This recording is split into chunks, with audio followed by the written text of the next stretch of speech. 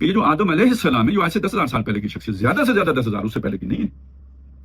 انسان کی تاریخ تو لاکھوں سالوں پر محیط ہے، وہ کون سا انسان ہے؟ وہ اوانی انسان ہے، اور وہی تھا جسے فرشتوں نے دیکھ کے کہا تھا یسفک الدماء اور یفسد فی الارض، زمین میں یفسد فیہا ویسفک الدماء، یہاں فساد مچاتا ہے اور یہ خون ریزی کرتا ہے۔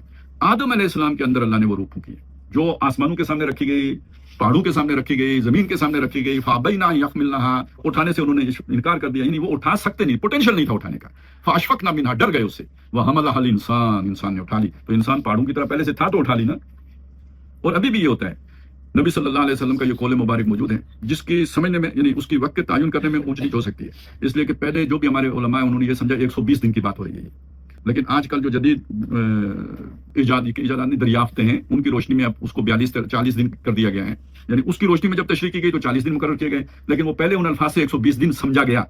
وہ کیا ہے کہ انسان جو بچہ ہوتا ہے رحم مادر میں، جب پہلے نطفہ کی صورت میں ہوتا ہے، پھر علقہ کی صورت میں ہوتا ہے، پھر مضغہ کی صورت میں ہوتا ہے، تو اصل میں یہ سمجھا گیا کہ یہ 40 دن یہ ترتیب رہتی ہے نا، پھر انہوں نے 120 دن کر دیا۔ اس پر ایک فتویٰ بھی دیا گیا۔ پھر فتویٰ پتہ کیا ہے کہ اگر فرض کریں 120 دن سے پہلے آپ بچہ ضائع کر دیں تو گناہ نہیں ہوتا۔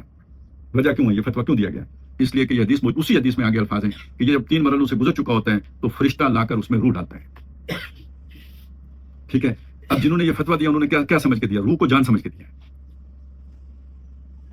کہ جان اس میں 120 دنوں کے بعد پڑی، پہلے اگر آپ نے ضائع کر دیا تو کوئی جان تو آپ نے لی نہیں، تو اس لیے انہوں نے یہ کر دیا۔